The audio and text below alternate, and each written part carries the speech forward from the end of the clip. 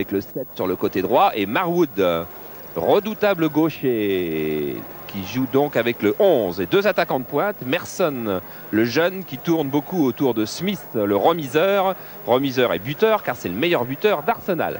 L'entraîneur George Graham, un ancien vainqueur de la Cup.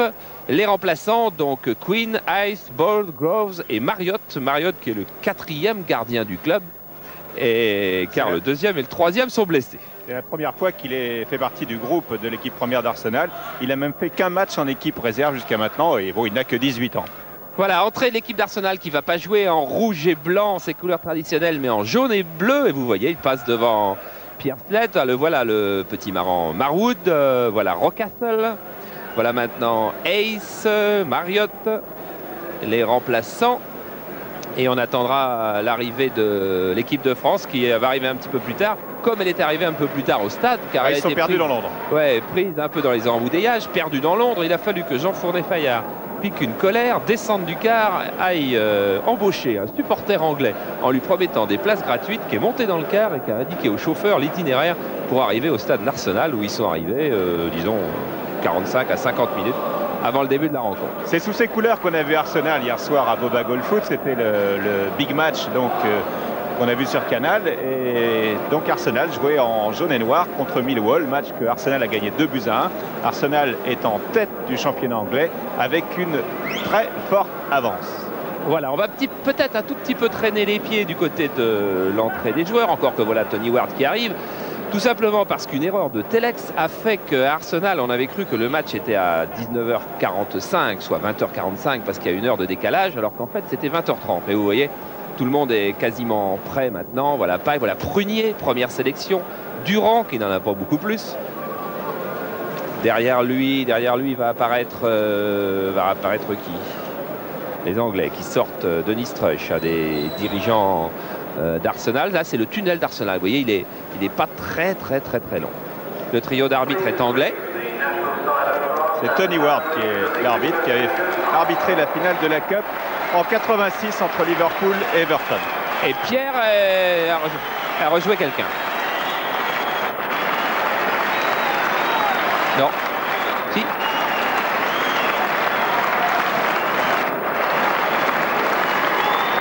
Voilà, je crois je ne sais pas si le son est passé.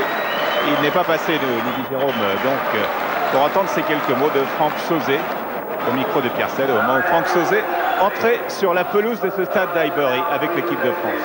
Franck Sauzet qui est quasiment un des anciens déjà de cette équipe de France, lui qui vient de l'équipe Espoir, parce que je vous ai dit tout à l'heure, Joël Batz a 44 sélections, les 10 autres en ont 44 à eux tous, dont Papin 18, c'est-à-dire que derrière, Prunier, aucune sélection, Sylvestre, une sélection, Bonalaire, aucune sélection. Et le match d'aujourd'hui ne leur en apportera pas, car c'est un match amical contre un club, et donc ça ne compte pas.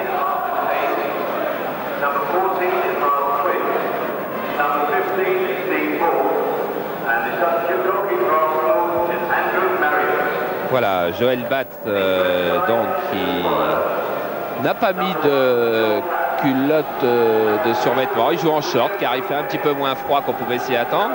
Sylvain Castendutch qui aura un rôle un petit peu spécial car sans libéraux, cette équipe de France, je vous le disais, qui joue avec donc deux arrières centraux, Prunier et Sylvestre, mais sans le libéraux habituel.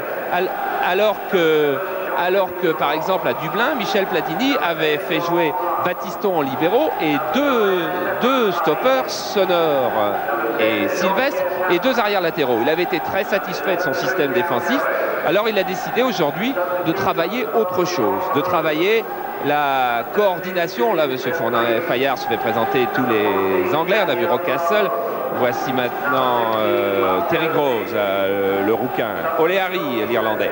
Donc aujourd'hui, Michel Platini a décidé de travailler la coordination entre le milieu et les attaquants et de faire pratiquer un jeu plus offensif. Car il sait bien que si l'équipe de France ne doit pas perdre à Glasgow contre l'Écosse, elle doit aussi, pour se qualifier, gagner les matchs suivants. Alors, c'est tout un champ d'expérience, on peut dire, qui est en place aujourd'hui sur le terrain d'Arsenal, et avec des choses très intéressantes à voir, et aussi une inquiétude légitime, même des joueurs, du système défensif à l'anglaise qui est mis en place et qui n'est pas habituel en France. D'autant que cette défense est composée de nouveaux éléments, de joueurs qui n'ont pas l'habitude de jouer ensemble et à qui on demande d'entrer, de pratiquer un système défensif inhabituel en France, dans leur club.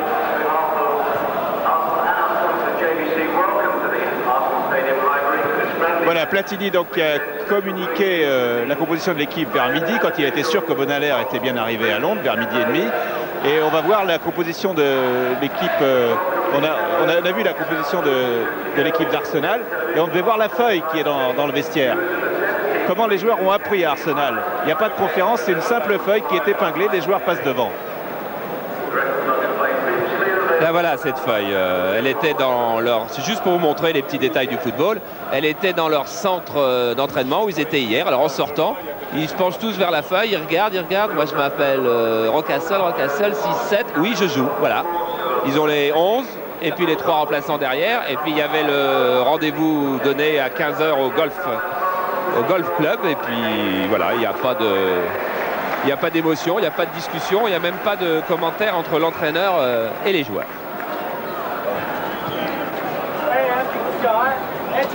Le stade d'Highbury contient 57 000 spectateurs. Pas aujourd'hui, hein. Pas aujourd'hui, non, il contient 57 000 spectateurs. Aujourd'hui, il y en a une petite vingtaine de mille. Ouais, il y a une tribune entière qui est restée fermée. D'ailleurs, il ne faudra pas vous en étonner derrière le but de Joel Batz.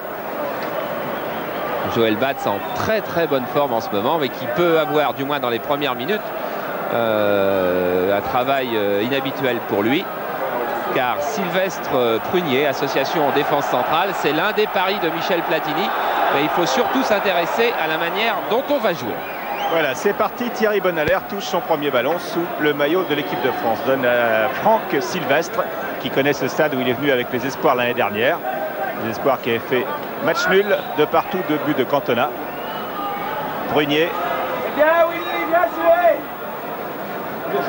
William Prunier. Alors on va voir si ce nouveau système défensif des Français fonctionne bien dès le début. Bonaler. Grand centre Alan Smith qui réclamait le ballon sur ce dégagement de son gardien. Le ballon n'y est pas parvenu. Jean-Pierre Papin est un peu enfermé. Le ballon est quand même pour les Français. Rocastle maintenant pour Arsenal, bien contré par Bonaler.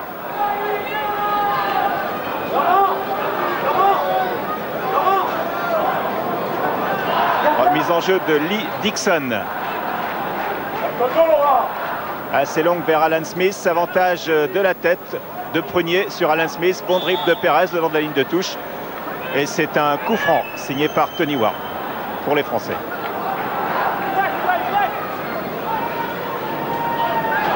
William Prunier, le dernier Auxerrois sélectionné en équipe de France. Winterburn pressé par Papin, ballon récupéré par Papin qui va frapper du gauche. En déséquilibre, la pelouse est glissante, mais c'était une première bavure de la défense d'Arsenal, dont ont bien profité Papin et Paille. Et une première application des consignes de Michel Platini, je vous l'avais dit juste avant, pressing très très haut, parce que d'abord on sait que la défense centrale d'Arsenal est un peu lourde, un peu lente, pas très technique avec O'Leary et Adams. On peut donc lui faire des fautes. La première a été commise, mais Paille n'a pas pu en profiter. Nouvel avantage de Prunier sur Alan Smith dans le jeu aérien et faute de Rocastle sur Jean-Philippe Durand.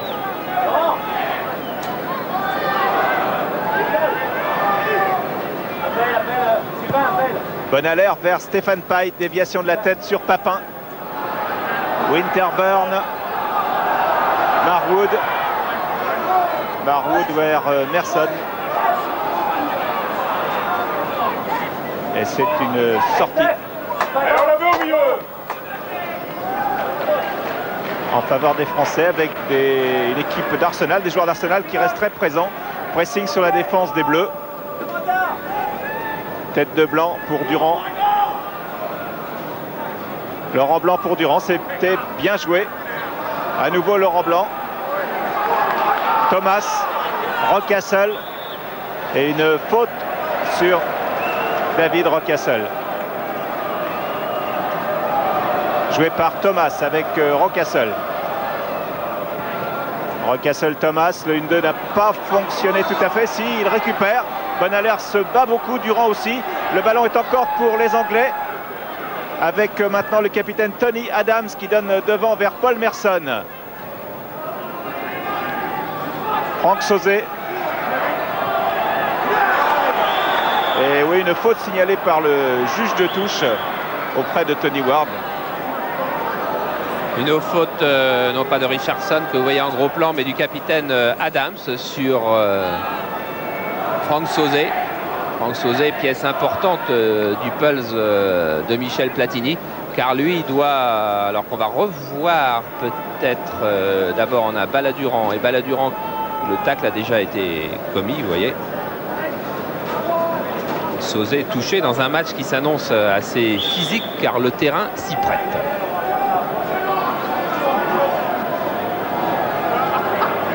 Durand, belle talonnade pour Paille. Paille ne passe pas Thomas. Adams pour son gardien Lukic. David, alors que nous sommes sur Adams, c'est David O'Leary qui a le ballon. L'Irlandais de l'équipe d'Arsenal, loin devant pour Paul Merson. Bonalaire, attention, mauvaise passe de Bonalaire, tacle de Sylvestre qui récupère bien. Thomas qui est coincé par 3 Français et il y a une faute de Franck Sauzet sur Michael Thomas. Et première balle arrêtée, c'est-à-dire première occasion pour les Anglais peut-être d'aller chercher la tête de Smith. Non, ce sera le pied. Ils vont jouer très vite et Rocastle centre, attention, ballon un peu cafouillé par la défense. Papin revient, mais Marwood est là. Papin très replié, Marwood encore. Et ce sera un arrêt de batte, ce qui évite le corner. Ça gronde dans les tribunes d'Highbury, alors que Jean-Pierre Papin, lui, est revenu faire un énorme travail défensif. Papin qui court beaucoup, David O'Leary qui me demandait hier, mais qui joue avant-centre. Alors je lui dis Paille et Papin. Oh là là, Papin, il va falloir courir toute la soirée. David O'Leary qui nous a demandé aussi comment s'était passé le match Irlande-France. Marson, Rocastle là, il y a Thomas qui était dans le dos de la défense, mais les Français se sont bien dégagés. Winterburn pour Arsenal avec O'Leary.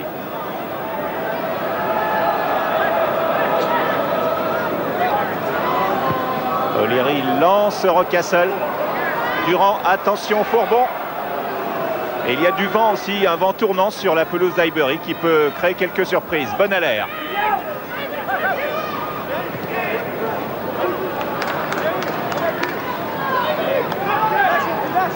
Et si vous avez l'impression que quelque chose n'est pas comme d'habitude, c'est parce que nous sommes en Angleterre et que les juges de touche ne sont pas du même côté qu'en France. Paille, bien joué avec Pérez. Pérez face à Adam. Pérez toujours. Pérez sur le côté gauche qui laisse à Durand. Bonne remise de Stéphane Paille sur Durand. Et c'est Arsenal qui mène la contre-attaque par Rocastle. Interception de Franck Sauzet. En tout cas, bonne occupation française au milieu du terrain. Car le fait de s'être privé d'un défenseur fait que Michel Platini a pu regrouper son milieu de terrain et cela lui permet ainsi de laisser Pérez dans une position plus avancée, presque d'ailier gauche en retrait, comme l'aime beaucoup le Parisien. Adams pour Merson. Taclé par Sauzet, Richardson, par Wood. Ballon récupéré à nouveau par les Français avec Jean-Pierre Papin. Paille, et il a vu Pérez qui est parti sur le côté gauche dans le dos de Dixon. Pérez face à Dixon, c'est un duel entre les deux. Avantage à Dixon qui met en touche. Écoutez comme le public anglais connaît bien le football. Sur un geste défensif comme ça, il applaudit. Car effectivement, c'était un 1 contre 1. Nouvelle déviation de Stéphane Paille vers Pérez.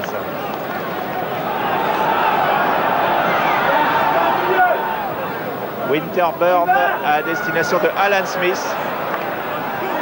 Avantage. Richardson, Winterburn, Richardson. Richardson, attention dans le dos de la défense française avec Marwood. Marwood, attention, jette tête des Britanniques. Bonne sortie de Joel Batz devant Alan Smith, qui est le meilleur buteur du championnat d'Angleterre actuellement. Et contre-attaque menée rapidement par les Bleus. Ils sont 2-3 simplement contre 4 Anglais. Papin va peut-être cafouiller, va prendre de vitesse O'Leary. O'Leary avait raison d'avoir peur de Papin qui va très vite mais qui commet une faute sur le défenseur d'Arsenal. Voilà, mais qui va empoisonner la soirée de O'Leary comme l'Irlandais le craignait hier. Il va falloir courir, ça c'est sûr. Jean-Pierre Papin va le faire courir. Surtout que Jean-Pierre Papin, qui est meilleur buteur français, qui est donc a déjà 18 sélections en équipe de France, n'a marqué que 3 buts en sélection. C'est un petit peu son paradoxe et un petit peu ce qui le gêne. Alors il voudrait bien, même en match amical aujourd'hui, rompre ce mauvais charme. Et pas de hors-jeu signalé de Marson qui était dans le dos de Bonalaire, qui parvient à centrer. Prunier cafouille un peu, mais il y avait, si le hors-jeu était signalé, il y avait une main, une faute de main exactement, et le coup de sifflet de monsieur Tony Ward est tombé bien à propos. Oui, parce que l'équipe de France joue aligné, et bien sûr personne n'a l'habitude d'être aligné. Prunier avec Boli de temps en temps à Auxerre, mais Franck Sylvestre avec le Yougoslave de Sochaux qui s'appelle Hadzibejic, eh bien quasiment jamais. Tête, oui, faute de Sauzet. Coup franc joué rapidement, une fois de plus, on tente de lober la défense des Bleus, mais ça ne marche pas à tous les coups. Oui, ça peut profiter aussi à l'équipe de France que cette équipe d'Arsenal s'obstine à vouloir balancer dans le dos de la défense, car avec un peu d'attention, c'est pas très difficile de défendre sur ce genre de jeu. Et c'est aussi un test que passe l'Arsenal aujourd'hui, leader du championnat d'Angleterre, c'est-à-dire meilleure équipe d'Angleterre, car beaucoup d'observateurs anglais estiment que le football anglais, parce qu'il n'a plus de contact européen, est en train de s'enliser, de s'embourber, et qui va prendre du retard sur les équipes du continent. Oh, il y a même des propos plus durs. On parle d'un football qui peut devenir monstrueux. Et là, Prunier a pris le meilleur sur Alan Smith. William Prunier fait un très bon début de match face à Alan Smith, qui, on vous l'a dit, est le meilleur buteur du championnat d'Angleterre avec 16 buts. En championnat et 2 en coupe. Sauzet qui prend le meilleur, tout comme Paille, et Papin qui va remettre, oh, que c'est bien joué, tête d'Adams. Et Winterburn pour Arsenal, mais directement en touche, tout près des petites cabines où sont les deux sélectionneurs. Platini ne tient pas dans les cabines, il reste debout, mais il n'y a pas de banc, ce sont des petites cabines comme des petites loges. En tous les cas, il y a assez de fraîcheur dans le jeu de l'équipe de France où on voit la patte désespoir dans ce début de match. Laurent Blanc, coincé le long de la ligne de touche, va-t-il s'en sortir? Il bat en retraite avec Sylvestre qui remet en attaque. Et ballon récupéré encore par les Bleus. Nouveau centre qui était raté, celui-là. C'est aussi ce genre d'action qui a été demandé par Michel Platini, c'est-à-dire quand un ballon avait été gardé un petit peu sur un côté, c'est d'essayer une sorte de changement d'aile, de diagonale, pour prendre à revers la défense centrale britannique. Prunier est bien joué pour Durand. Et Thomas est venu arracher ce ballon. Et il a obligé Durand à commettre une faute à 40 mètres des buts de Batz.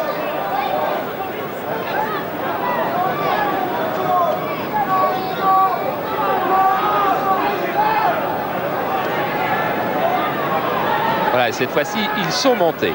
C'est-à-dire O'Leary, Adams qui y va maintenant, Smith. Non, il hésite. Et tête de Prunier qui, depuis le début du match, gagne absolument tous les ballons de la tête. Bonalaire, la touche. Hors-jeu. Oui, il est hors-jeu. Rocassel était hors-jeu. Et Tony Ward est de très bonne humeur. Tony Ward qui avait arbitré la finale de la Cup en 1986. Sylvestre.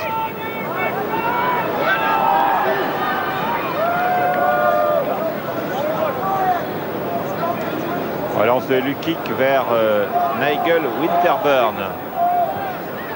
Sur Alan Smith. Et là, personne n'a gagné entre Smith et Prunier.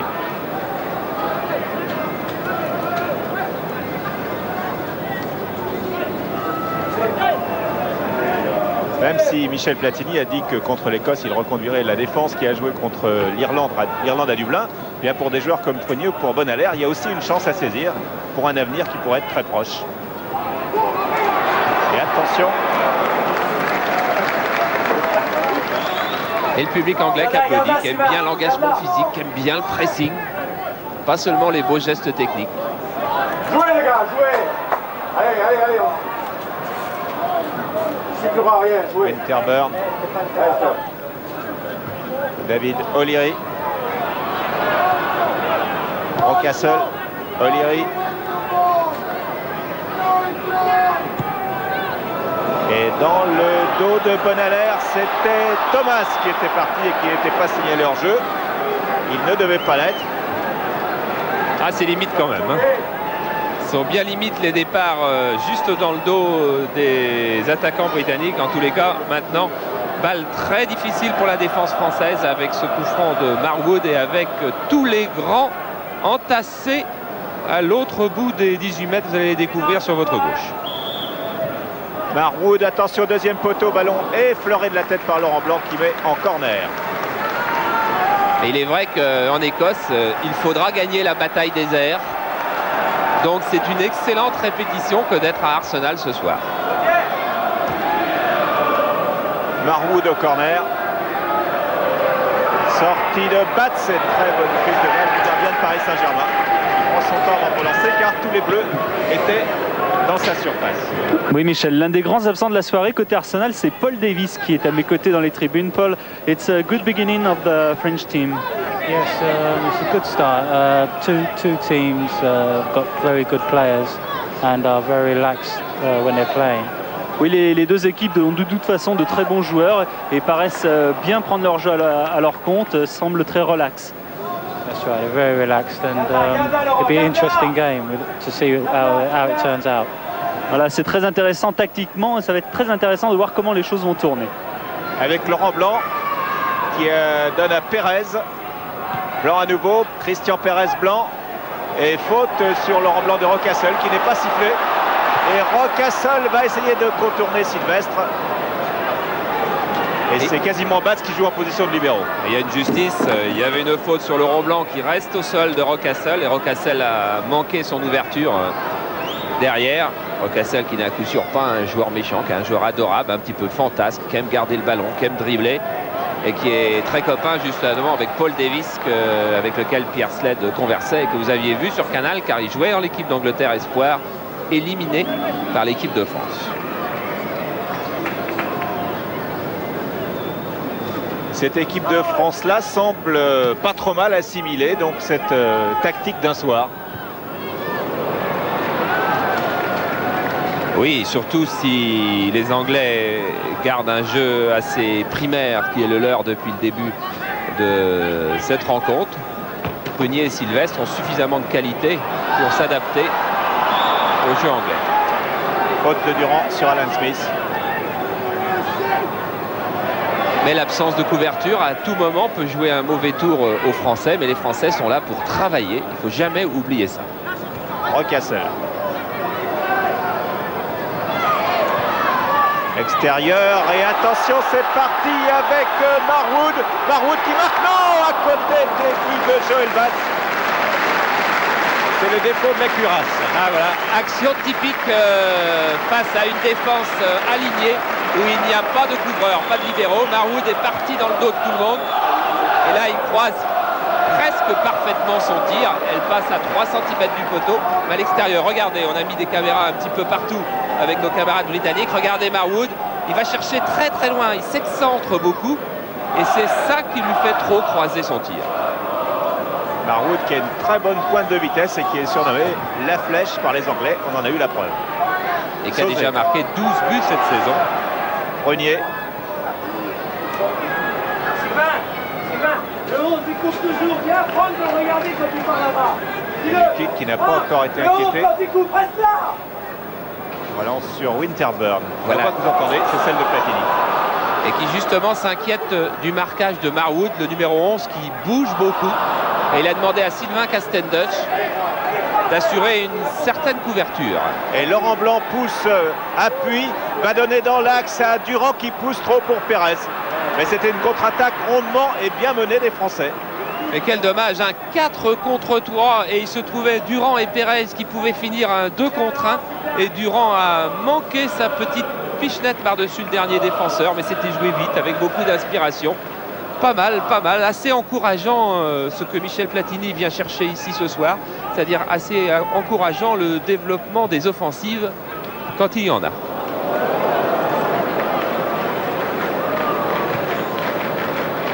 du kick vers Winterburn.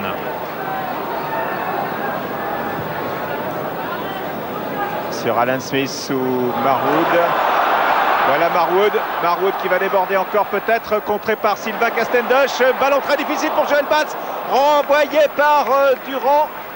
Et toujours les Anglais avec Adams. Arsenal domine depuis 5 ou 6 minutes et hors-jeu de Thomas. Hors-jeu signalé, ouais, Thomas a continué mais le drapeau avait été levé. Il n'y avait pas grand-chose encore sur cette action. Attention, là, cette fois-ci, l'attaque anglaise a pris la mesure du système de jeu défensif de l'équipe de France.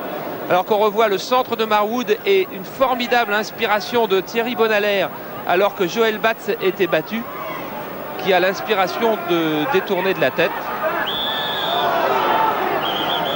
Ouais, non, c'est pas un coup franc, là, c'est une sortie. Oui, mais lui, le joueur d'Arsenal, lui-même n'y croyait pas car la balle n'était pas sortie, mais juste de touche était précipité. Durand. Perez face à Dixon. Franck Sauzet. Sylvain Castendush. Laurent Blanc. Sauzet, dont on connaît la bonne frappe, et là qui a voulu assurer une passe. Ça n'a pas fonctionné. Alan Smith, retour de Sauzet. Attention à Marson, il est parti. Bonalaire le descend. C'est Sylvestre, pardon, qui a séché Paul Merson. À coup sûr, en match officiel, Sylvestre serait reparti de cette action avec un carton jaune. Car Merson filait absolument au but. Et écoutez, le public anglais, il n'aime pas beaucoup. Regardez. Sur ce mauvais contre de Sauzet, Merson qui s'en va. Et là, Sylvestre qui emploie tous les moyens, les mauvais moyens, même si le résultat a été bon, les mauvais moyens pour empêcher Merson de s'en aller au but. Et une nouvelle preuve que ça commence à flotter un petit peu au bout de 20 minutes dans la défense française. Et en ce moment, d'ailleurs, on voit Sauzet, on voit Sylvestre, on voit Castendush qui font une conférence et Michel Platini qui va appeler Stéphane Paille pour lui faire part de diverses modifications à apporter.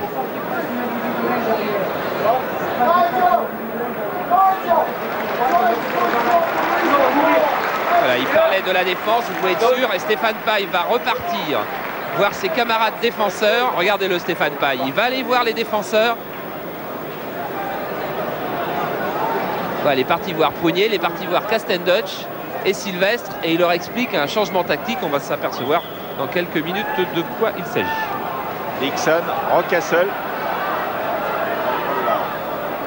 Marwood. Winterburn. Il déborde. Adams, que l'on trouve en position offensive avec l'autre arrière latéral. Winterburn. Bonalaire renvoie. Les Bleus se dégagent comme ils peuvent et ils tapent en touche. Et oui, coup d'accélérateur d'Arsenal.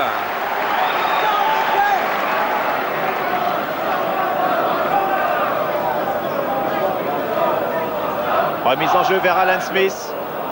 Bonne intervention de Prunier. Franck Sauzet. Ça ne passe pas. Thomas, c'est hors-jeu. Hors-jeu indiscutable de Merson. J'ai cru entendre Michel Platini parler de défense individuelle. Oui, c'est-à-dire qu'il y a forcément... Non, pas d'individuel justement. Ah, bah, il a dit individuel, mais il n'y avait pas d'individuel devant. Pas d'individuel, seulement dans la zone. Dans sa zone, et Franck qui prend ce qui est au milieu. Oh, il doit être pris normalement par Laurent. C'est la merde.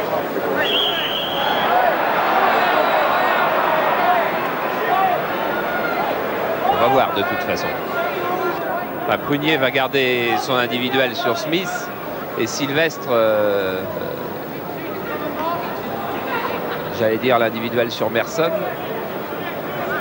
Sauzet face à Richardson. Thomas, Rockcastle. Et bonne interception de Bonalaire. Bonalaire va se retrouver pour son premier match. Peut-être face à Luque qui n'en a pas loin. Oh là là, mésentente entre Papin et Paille. Papin n'a pas osé, il n'était peut-être pas en bonne position. Mais quelle inspiration de Bonalaire au départ. Là, on n'a pas revu, c'est son interception est absolument fabuleuse. Il a levé la tête, il a vu qu'ils sont deux.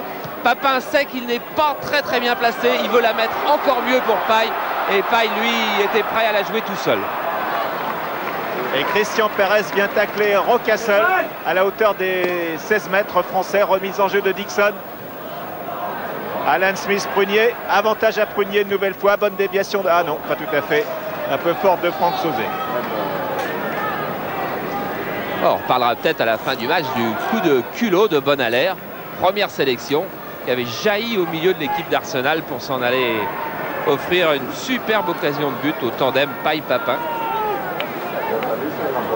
dont Michel Platini cherche à augmenter la complémentarité. Une touche de Dixon pour Arsenal. Belle feinte. Merson. Les Bleus ne se dégagent pas complètement. Dixon, Rocastle. Bonalaire ne lâche pas Rocastle. Rocastle a toujours le ballon où il passe et il parvient à centrer. Attention au centre. Oh, la reprise, non! Le ballon est passé devant les buts de match. Personne ne l'a touché. Blanc mène la contre-attaque avec Papin qui a juste mal. Ça passe pour Stéphane Paille. C'est dommage. Et on retrouve Arsenal avec Thomas. Un mauvais rebond empêche Thomas d'assurer sa passe et c'est Sylvestre maintenant. Les Bleus toujours. Laurent Blanc. Durand. Bonalaire. Ah non. Rocastle. Retour de Merson. Jouer le ballon de la tête. Merson sur le côté gauche maintenant pour Marwood. Qui glisse à Richardson. Et Winterburn au centre pour la tête de Smith, peut-être, non. Et c'est Bonalaire qui dégage pour les Français. Durand. Belle transversale pour Laurent Blanc. Nouvelle transversale. Ça fait partie des consignes de Platini pour Durand. Pérez, 1-2. Durand. Ah non. Oh, c'était... Ah non, mais assis quand même, parce que c'était superbe de poursuivre cette série de 1-2. Malheureusement, Pérez a été arrêté dans sa course, car il aurait pu être à la réception de la troisième partie du 1-2. Et ça pouvait être une superbe occasion française. Cette équipe-là n'a aucun complexe. Bonalaire. Pérez. Sauzet avec Bonalaire. Un nouveau Franck Sauzet qui va avoir des difficultés à s'en sortir, mais il gagne la touche.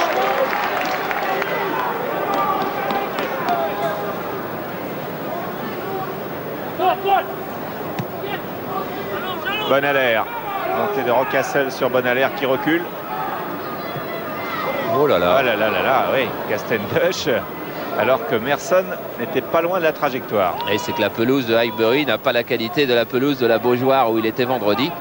Et les joueurs français d'ailleurs en général ont été gâtés cette saison. Il n'a pas beaucoup plu en France, les terrains ont été bons.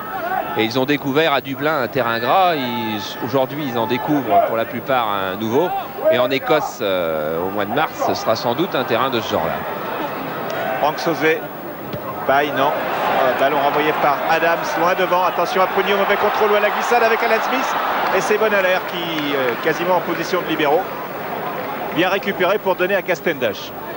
Ah, il faut, lorsque l'on joue avec une défense avec deux stoppers quasiment, il faut deux arrières latéraux très rapides, capables de couvrir à tout moment. C'est le cas de Bonalaire, hors jeu. C'est le cas de Castendush.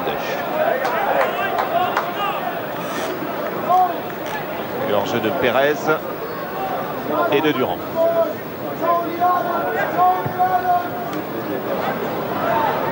Franck Sylvestre.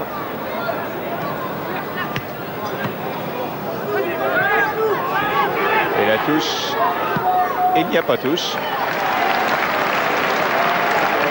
O'Leary a donné à son gardien qui relance tout de suite de l'autre côté vers Winterburn.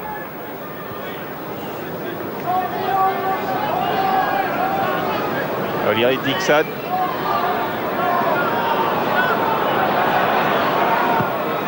O'Leary vers Alan Smith.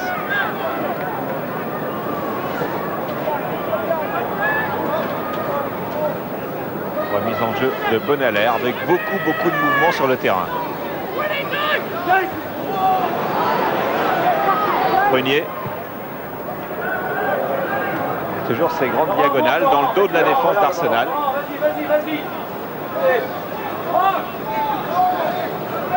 Voilà, il faut aller presser très loin, demande Michel Platini. Alors jeu d'Alan Smith.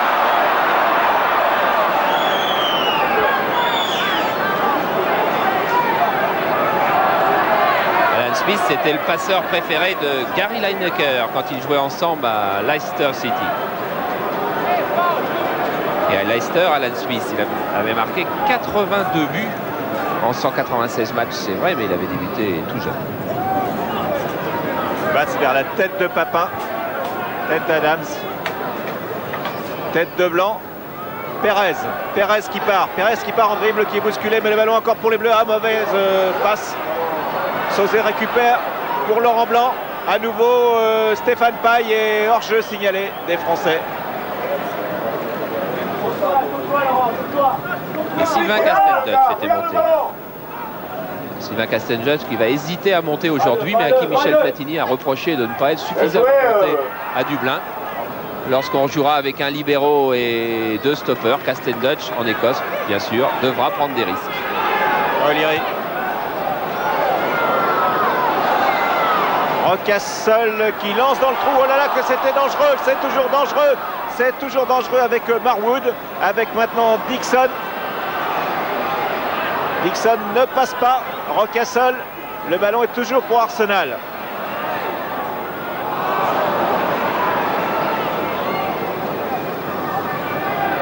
Bonne alerte, beaucoup de sang-froid. Beaucoup de facilité, hein. Vieux briscard. Bon, c'est vrai qu'un joueur, quand c'est la première sélection, on peut craindre beaucoup pour lui, mais il joue tout de même en première division maintenant. Titulaire complet, la saison dernière, il a beaucoup joué. Et puis il n'a pas eu beaucoup le temps de gamberger au sujet de sa sélection. Il l'a prise quasiment au moment d'entrer sur le terrain, quoi, si on veut schématiser. Et une faute sur Bonaler de Richardson. Suivi d'une faute de Dixon sur Pérez. La première avait été sifflée, mais le ton est monté soudainement sur le terrain. Il faut dire que pour les Britanniques, c'est vrai qu'il s'agit d'un match amical. C'est vrai que pour eux, l'important, c'est le match contre Queen's Park Rangers samedi prochain. Mais je crois que c'était Adams qui m'expliquait hier. Il me dit, oui, même si nous, joueurs, nous avions l'intention de ne pas trop jouer, de faire un bon petit match amical, jamais l'entraîneur et jamais le public ne nous laisserait ne pas gagner un match. Et alors, ne pas gagner un match contre les Français, alors là, il ne faut même pas y songer. Oui, Arsenal n'a perdu que 3 matchs depuis le début du mois d'août. Et si on parle des équipes françaises en Angleterre, eh bien le bilan côté positif tient en une ligne. Il n'y a que Bastia qui a gagné en Angleterre à Newcastle en Coupe d'Europe. En match officiel, parce que Monaco avait fait de bons matchs amicaux. Durand avec Thomas, faute de Durand. Et un jeu très rapide, Paul Davis. Est-ce que c'est un avantage pour l'équipe d'Arsenal? It's a very fast game. Is that an advantage for Arsenal's team? Yes, I think so. Yeah, we like to play our football quite fast, so this will suit us quite well. Oui, c'est un jeu très rapide, ça nous convient. On a l'habitude de jouer comme ça, car dans le championnat anglais, on joue vite. Normalement, ça devrait nous profiter. Remise en jeu de Bonaler. Avec un pressing de Pérez sur O'Leary. Ça peut leur profiter, d'autant plus que 2 joueurs français ont joué seulement dimanche, ceux qui jouaient Metz-Sochaux, c'est-à-dire Stéphane Paille et Sylvain Castelldutch, et qu'on reverra en Coupe de France en direct sur Canal le samedi à 17h, le samedi jour des 32e de finale. Tête de Dixon. Rocastle, faute de Durand. On prend jouer rapidement avec Rocastle. Taclé par Bonaler. Ah, le ballon est passé entre les jambes de Sylvestre. Dixon évite. Oh, attention à la reprise foudroyante. Bon arrêt de Joel Batz. Formidable arrêt de Joel Batz à bout portant sur cette reprise d'Alan Smith. Et tout de suite une balle de contre-attaque pour les Bleus qui n'ira pas très loin. Au contraire, là, il y a des hors-jeux en pagaille du côté d'Arsenal, alors que la défense tricolore, qui joue la ligne donc exceptionnellement, était bien remontée. Après avoir eu très très chaud sur cette reprise à bout portant d'Alan Smith. Et ce très bel arrêt de Joel Batz. Joel Batz qui a sauvé l'équipe de France comme il sauve PSG régulièrement depuis le début de la saison. Sauzé. Bousculé. Et Joël Bats qui, plus que jamais, justifie sa place de leader au top foot de 11 mondial. On va revoir donc le centre de Dixon. Un ballon qui file et la volée complète de Smith et arrêt de Joël Bats qui était même prêt à aller la chercher encore plus loin à gauche s'il avait fallu. Pérez avec Papin. Il va tenter sa chance, il le fait. Belle frappe de Papin de 25 mètres. Ça, c'est le Papin que l'on connaît en championnat de France. Et qui dit pourtant, oui c'est vrai, en équipe de France, je ne marque pas beaucoup de buts, mais en équipe de France, on ne joue pas pour que l'équipe de France marque des buts, pour que l'avant-centre marque des buts. Alors qu'en club, c'est beaucoup plus fréquent. Castendush devant Marwood. Sylvestre. Une déviation dont va peut-être profiter Pérez. Non, il s'en est fallu d'un cheveu et c'est Dixon. Alors qu'il y avait encore 3 joueurs d'Arsenal hors jeu, mais l'arbitre avait joué. Il a raison, les Français ont le ballon avec Tony Ward. Interception Alan Smith maintenant pour Arsenal. Interception bonne à l'air dans les pieds de Rocastle. Ah, mauvais contrôle du Nantais. Rocastle continue, il a 3 bleus autour de lui, il ne devrait pas passer. Et il obtient un coup franc qu'il joue très vite, trop vite. Il s'est laissé tomber au sol de dépit, Rocastle. Stéphane Paille. Sauzé, les deux ex-socialiens de l'équipe de France Espoir. Bonalaire. Bonalaire qui tente sa chance. Corner. Et qui obtient un corner. Oh, quelle énorme faute d'arbitrage. Il n'est pas corner. Ouais, le ballon a été touché 2 fois par un défenseur d'abord. Là, vous allez sans doute le revoir. Là, touché une fois et touché par le gardien ensuite. C'est-à-dire qu'il y avait vraiment de quoi siffler le corner. Ah, l'histoire de Bonalaire va faire rêver beaucoup de jeunes footballeurs. Il y a 2 ans, il était en division 2 à Amiens. C'est Oscar Muller qui l'avait conseillé à Robert Budzinski. Et voilà le résultat déjà aujourd'hui. Et Claude Leroy qui l'avait découvert chez les Minimes. Castendush, le long de la ligne de touche. Démarrage de Prunier. Ah, c'est quasiment Johnson, Karel Lewis entre Prunier et Alan Smith. Ça va moins vite, le terrain est plus lourd. Un petit peu moins vite.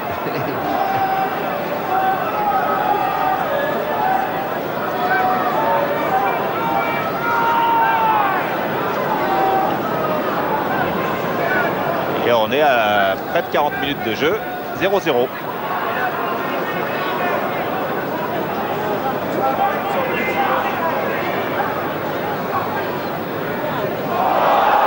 Duel acharné le long de la ligne de touche qui profite pour l'instant d'abord au bleu, puis à Arsenal avec Rocastle. Castendush en couverture. Castendush et Bonalaire ont très bien compris ce que demandait Michel Platini. Ils alternent une sorte de couverture derrière Prunier et Sylvestre. Ce qui fait qu'après le petit flottement de la fin du premier quart d'heure, l'équipe de France, sa défense en tous les cas, est mieux organisée. Et Marwood, par exemple, a plus de mal à trouver le passage.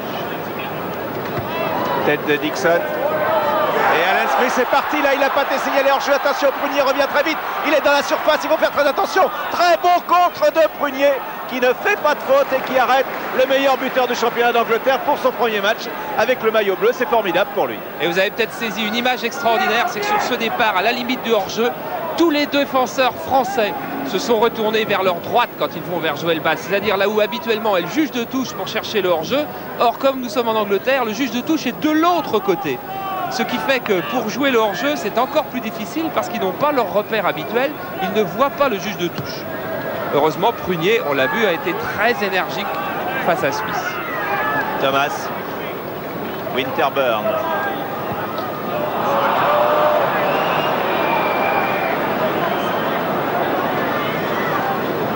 C'est un jeu typiquement anglais, c'est un lieu commun de le dire, mais que celui d'Arsenal. Celui d'Arsenal est celui de toutes les équipes anglaises. Et on a vu, il y a eu une esquisse de jeu un peu plus latin par Liverpool il y a 2 ou 3 ans, mais ça va jamais très loin. Tête de Prunier, tête de Sauzé.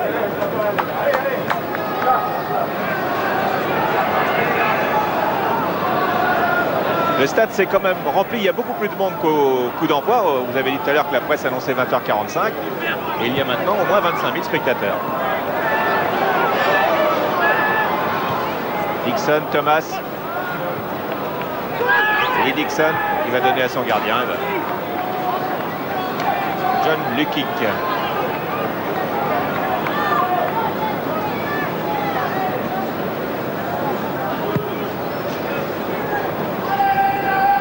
Bonalaire. Alors envoyé par O'Leary 2 fois. Et il est tout seul, Rocastle. Il est tout seul sur le côté droit. Il va entrer dans la surface. Il va centrer. Attention. Bien renvoyé.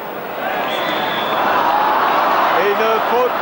Il est renvoyé par Castendush. Et les Français en contre-attaque maintenant. Papin temporise un peu le temps que tout le monde remonte. Comme Franck Sauzet. Papin.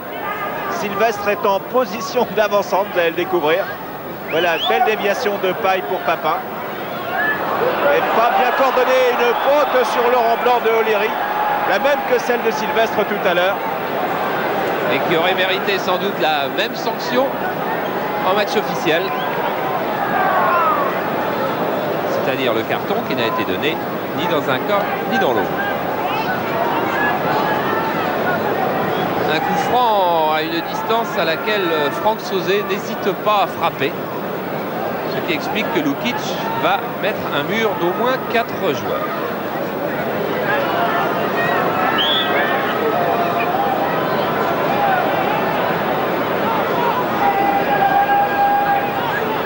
Discussion à la distance du mur. Et le ballon est poussé par le vent. Et le mur se rapproche de plus en plus. Et nous n'avons pas avec nous notre système qui nous permet de mesurer la distance des coups francs en Angleterre. Sans ça, on aurait su. Frappe de Sauzet détournée en... Non, Lukic était là. Lukic qui nous demandait hier s'il y avait des places de gardien de but à l'intersaison en France, car il ne serait pas hostile à un passage sur le continent. Bonne alerte avec Merson. Attention, non, il n'est pas signalé hors jeu. Richardson n'est pas hors jeu et non, il n'y a pas pénalty. Sylvestre s'est bien jeté. Il se tient le nez sur Richardson et qui a failli surprendre Bats. Il n'y a rien de tout ça, Michel, parce que l'arbitre ne l'a pas sifflé. Parce qu'il y avait à coup sûr hors jeu au départ de cette action et sur le centre de Richardson, il y avait à coup sûr main de Franck Sylvestre. Il y avait un nez aussi. Oui. Non, il est très très malin, Franck Sylvestre. Il a fait semblant de se tenir le nez ensuite pour tromper l'arbitre, ce que font tous les joueurs du monde. Mais il avait fort bien mis la main, comme Marius Trésor l'avait mis lors d'une mémorable Coupe du Monde en Argentine. Et l'arbitre suisse avait alors sifflé un pénalty qui avait condamné l'équipe de France. Là, ce soir, ça n'aurait pas eu les mêmes conséquences. Mais ça aurait été tout aussi injuste, car c'était bien le ballon qui allait à la main et absolument pas la main au ballon. Alan Smith qui passe une première mi-temps très difficile face à Prunier. Stéphane Paille, il va frapper, non. Il s'enfonce dans la défense et Laurent Blanc passe. Hors-jeu de Laurent Blanc.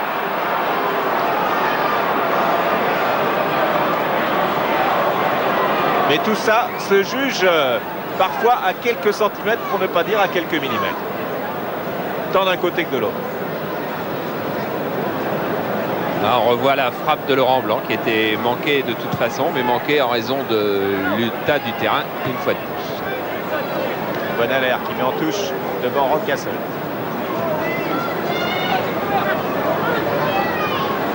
Remise en jeu de Dixon vers Alan Smith. Dixon, Thomas. Et Sylvestre est bien intervenu alors que Merson était un petit peu abandonné à la pointe de l'attaque d'Arsenal. Et que Papin ne fait pas de détails. Tous les ballons sont importants. O'Leary.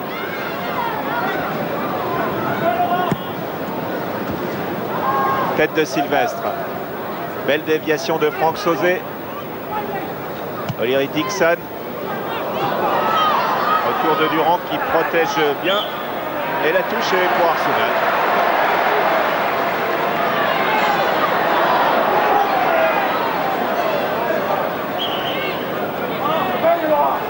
C'est une touche.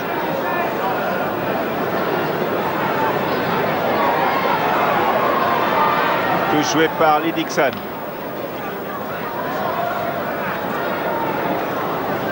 mise en jeu de Marwood maintenant pour Arsenal qui redonne sur Dixon qui est tout seul et bien contré par Prunier. Durand, Rocastle, l'arbitre laisse jouer alors qu'il y a peut-être une faute de Rocastle. Castendosh, son dégagement est contré une nouvelle fois. Castendosh et hors-jeu de Marwood. Il y a pas mal d'engagement physique, il n'y a pas beaucoup d'inspiration du côté anglais. Du côté français, on essaie, quand on arrive au milieu de terrain, de bien construire. Il y a quelques esquisses intéressantes du côté français, puis il y a beaucoup de solidarité, beaucoup de générosité dans le jeu français. Ce sont aussi des qualités dont on aura besoin en Écosse. Et l'Écosse ressemble à Arsenal, dit-on.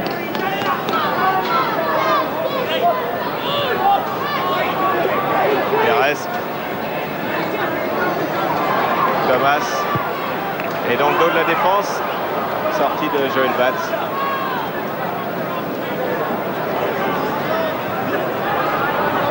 Richardson, Marwood est parti. Et attention, bonne sortie de Batz.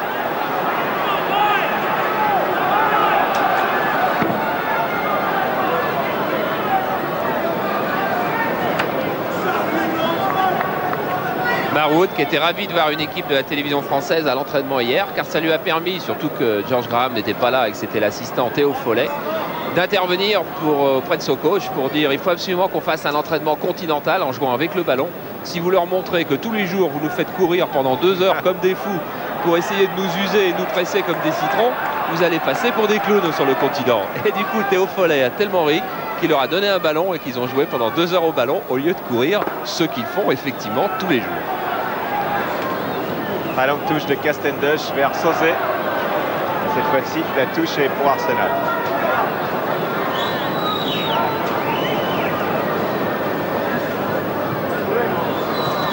Nouveau contre de Sauzet.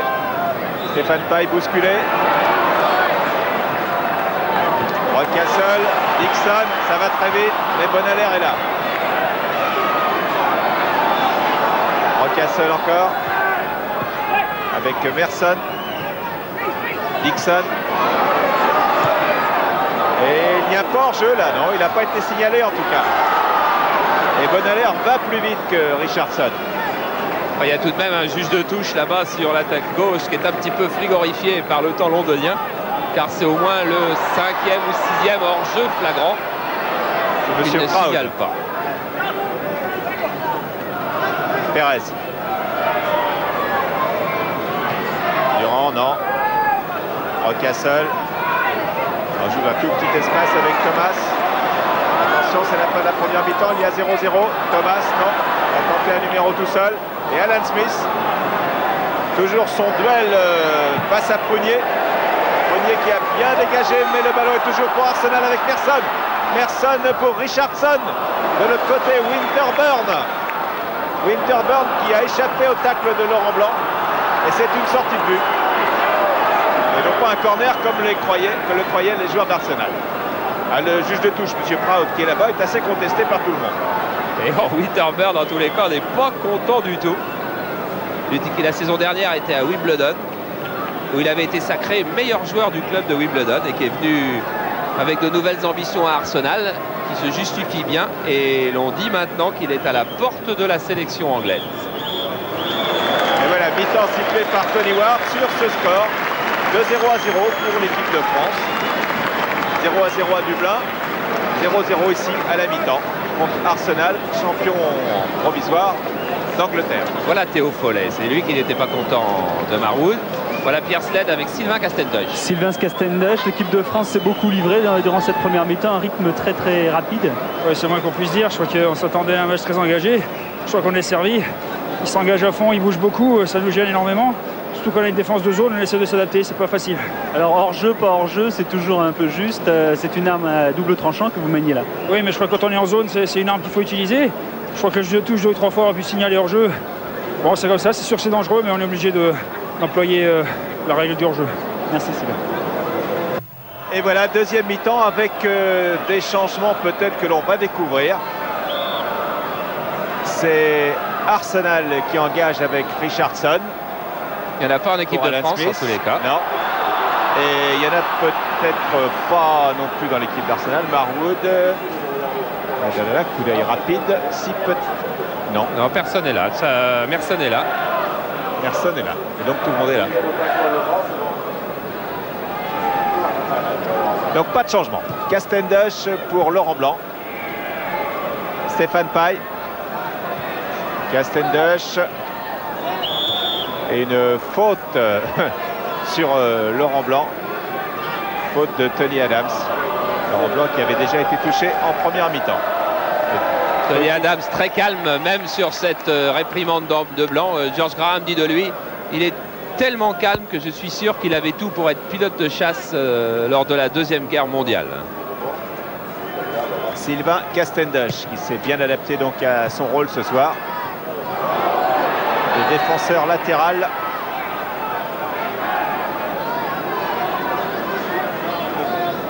Remise en jeu de Castendush pour Stéphane Paille. Et faute de Paille sur Tony Adams.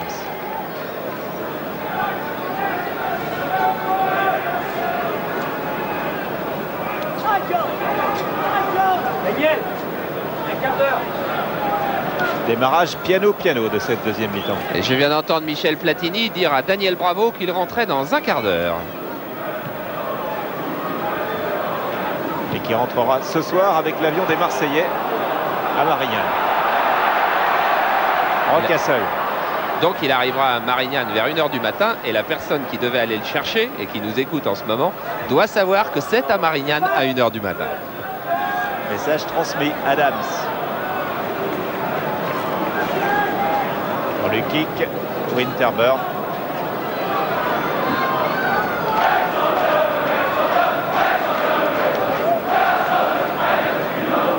Ah, ça démarre pas pied au plancher. Non, mais c'est vrai que les Français sont quand même pas mal disposés. Quand on joue avec un défenseur de moins, on peut renforcer son milieu de terrain, on peut être plus offensif, c'est intéressant. Mais est-ce qu'on peut jouer avec un défenseur de moins dans tous les matchs?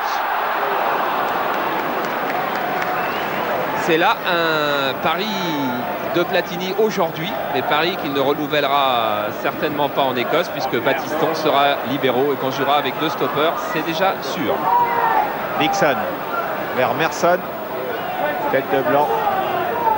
Bonne à l'air. Perez. Ah, mésentente, donc profite Rocasseul. Rocasseul qui s'engouffre sur le flanc droit, qui centre. Très très long.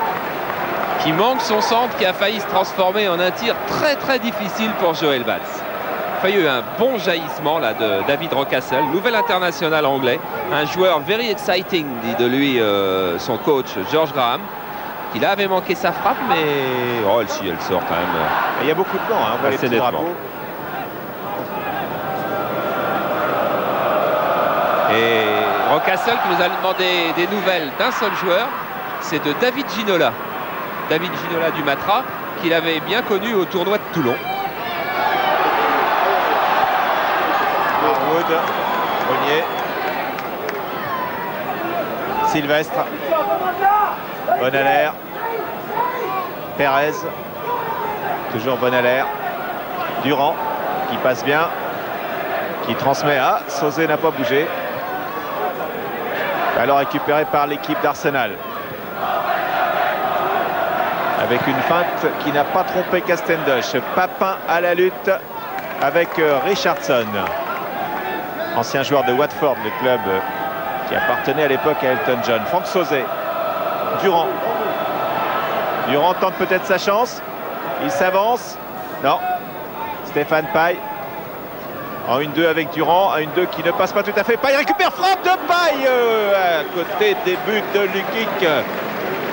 En tout cas, bonne frappe de Stéphane Paille, comme l'avant-centre qu'il est.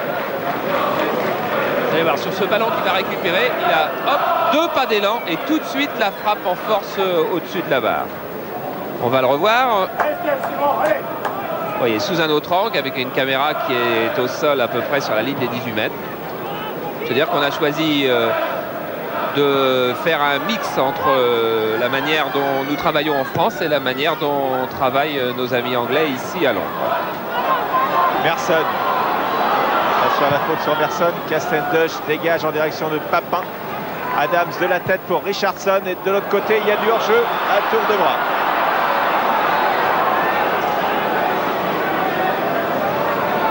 Dont Rocastle.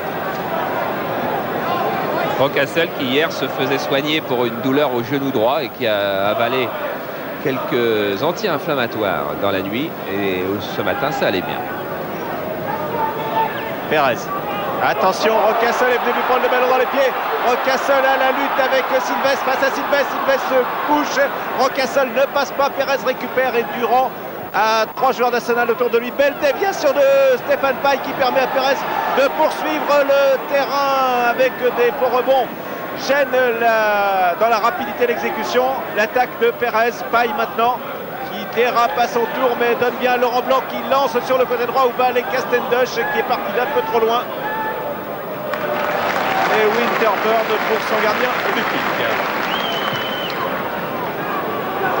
Très long dégagement. Très long dégagement. Sorti de Batts sur la tête d'Alan Smith. Personne n'est là et Batts revient bien. Et Smith a pu se battre sur ce ballon qu'il n'avait quasiment aucune chance de récupérer. Ah, on aura besoin de Joel Batts encore à Glasgow. Regardez quelle autorité pour sortir du point à l'extrême limite. Et sur cette frappe de Merson, il était resté très attentif. Il repartait pas bêtement vers son but. Et il a bien fait car il a pu intervenir juste devant Smith. Et petit coup de chaleur. Et faute sur Stéphane Paille de Thomas.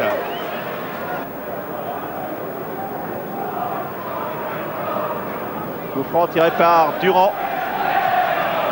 Vers Perez.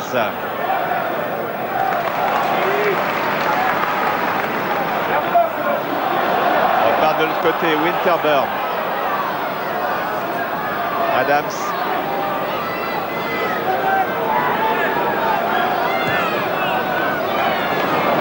Cherche toujours à envoyer le ballon dans le dos de la défense en ligne des Bleus. Et jusqu'à maintenant, ça n'a pas été efficace.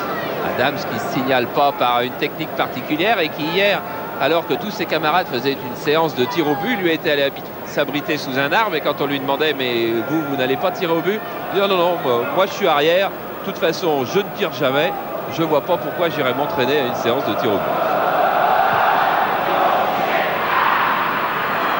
Ballon pris par Paille, puis Papin, une grosse faute d'Adams sur Papin.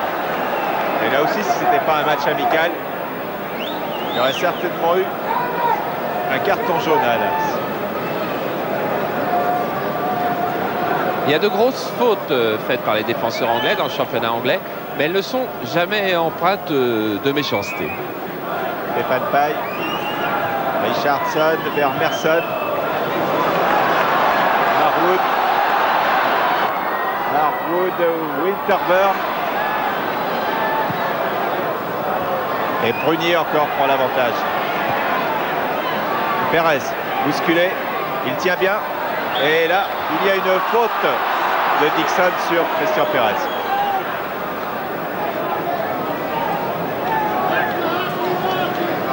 Coup franc tiré par William Prunier. Il vient de la région parisienne, tout comme Goli, et de Montreuil, Goli de Romainville, et ils sont à Auxerre. Et mésentente entre le juge de touche et le juge principal. Donc touche pour Alan Smith. Nouvelle touche pour Arsenal. Harwood. Et encore un avantage à Prunier.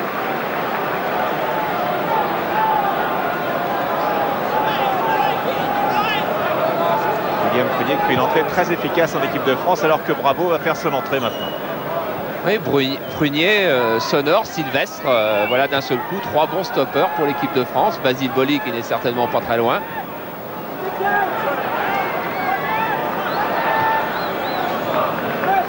Winterburn.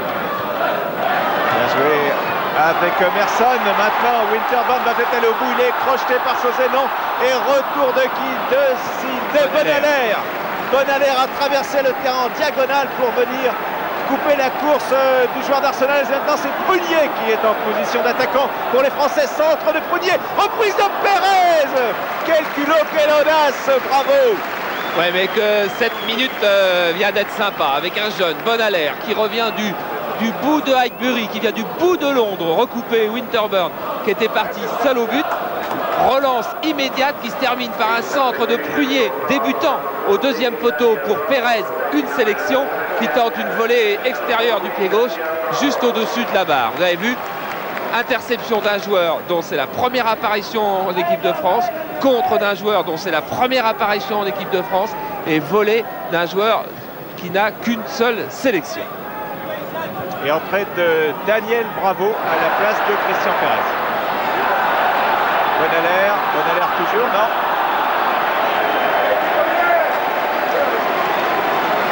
Alors là, séance de jeu de tête devant le but de Joel Bass. Regardez, le réalisateur anglais s'y trompe pas. Il nous fait un gros plan sur Smith. Vous pouvez être sûr que Adams est déjà là, que le O'Leary arrive en courant. Ils sont tous là, ça va barder dans les airs. Et ça n'ira pas loin car Bravo a bien fait écran. Et reprise de Dixon, magnifique. Et toujours Bass. Christian Pérez qui vient de sortir. Christian, il semble que le jeu de l'équipe de France soit stabilisé là, dans cette deuxième mi-temps. Oui, c'est vrai. Et puis cette équipe anglaise est très difficile à jouer. Il court à 100 à l'heure dans tous les coins du terrain et c'est vraiment difficile pour développer un jeu. Ça, pour l'équipe de France, c'est un bien. Vous allez pouvoir progresser de cette façon-là. De toute manière, il faut se plonger dans le même. Pour l'Écosse, je pense qu'on va avoir le même football, c'est-à-dire beaucoup d'engagement physique et beaucoup d'appels de balles. Et je crois que là, on est dans le vrai. Attention, Dixon déborde. Dylan Smith, c'est au premier poteau. Il était contré par Sylvestre. Corner. Ça gronde dans le stade d'Highbury. Et tous les grands reviennent à l'attaque. O'Leary au premier poteau, Adams au deuxième, Smith entre les deux. Bombardement. Tête de Sylvestre et nouveau corner. Et O'Leary et Adams qui sont pas contents car Sylvestre ne prend pas des chasses mais grimpe sur le dos d'O'Leary pour être un peu plus haut. Il y a des appuis.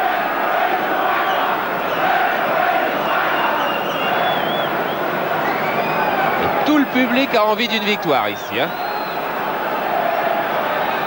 Encore Marwood. Premier poteau. Envoi de Sylvestre sur Marwood qui va refrapper. Le ballon va sortir. Et c'est Alan Smith qui sort le ballon. Et bonne organisation défensive sur les balles arrêtées. Michel Platini avait commencé à travailler hier quelques phases défensives et quelques phases offensives sur les balles arrêtées. Mais Dimeco était encore là. Tout le monde a bien intégré quand même, alors que Marwood va laisser sa place à peut-être Quinn.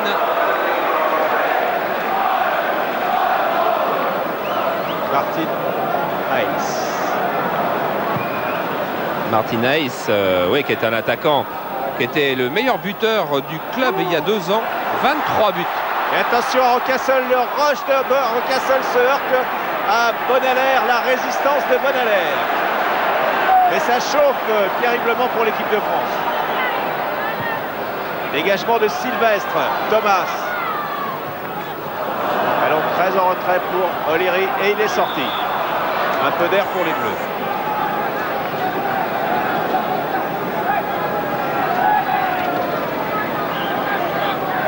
Laurent Blanc a traversé tout le terrain pour aller chercher cette touche. Castendush assure sa passe sur Daniel Bravo. Bravo, ah non, ne récupère pas Rocastle. Winterburn. Ice en retrait pour son capitaine Adams. Vers Alan Smith. Et Emerson contré dans sa reprise par Prunier. Et ce sera non pas un corner car Joel Batz est allé récupérer ce ballon.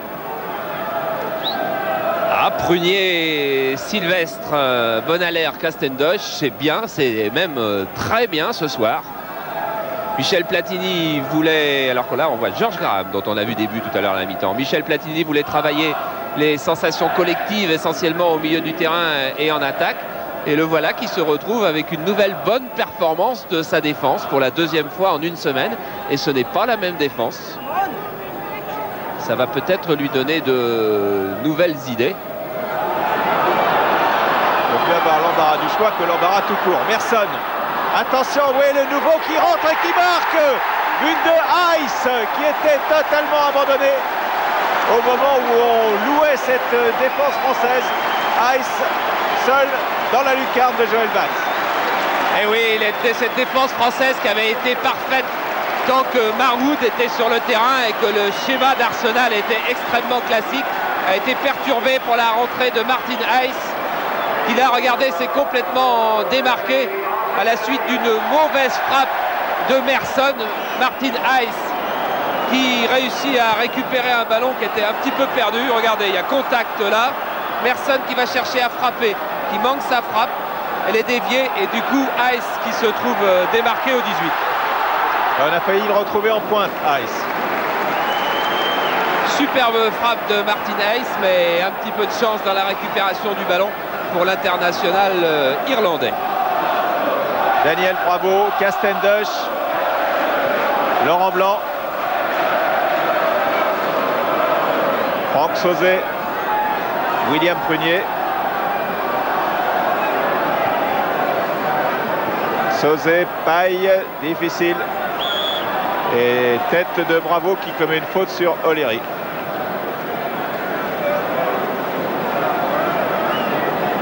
Bravo qui va croire qu'il est maudit. Il était rentré en Yougoslavie alors que l'équipe de France menait 2-1 et l'équipe de France avait perdu. Là, il rentre à Arsenal à 0-0 et immédiatement l'équipe de France encaisse un but.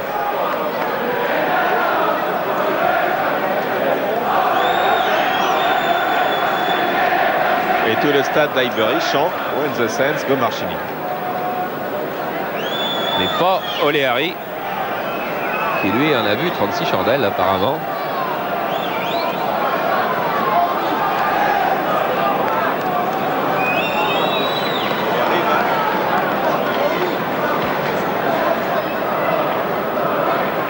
On va continuer à s'échauffer du côté anglais, c'est-à-dire que George Graham a l'intention de faire jouer à peu près tous ses joueurs. Et qu'on revoit cette frappe manquée de Merson qui va échouer sur Hayes. Et Hayes vraiment qui se pose pas de questions. Je vous l'ai dit quand il est rentré, c'est un buteur. Il avait marqué 23 buts il y a 2 ans, dont 9 pénaltys, c'est vrai, mais 23 buts, il n'a que 22 ans. Et sa frappe était des plus pures.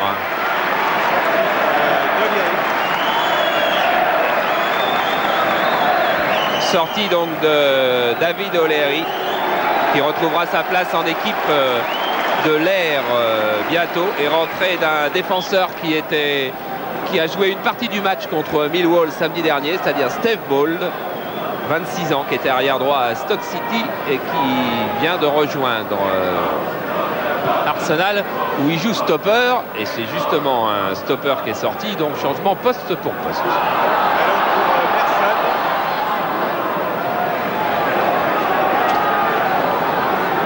Voilà, on n'est pas tout à fait certain que nos 2 micros ne soient pas en panne. Alors on va continuer avec Rocastle. Rocastle pris dans la tenaille bleue là-bas, qui obtient un coup franc, qui est petit corner, c'est-à-dire que là, O'Leary va pas monter parce qu'il est sur le banc, mais Adams va monter et Steve Bold va également monter.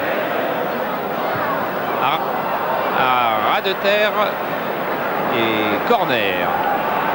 Eh bien, Michel Platini voulait des répétitions avant l'Écosse.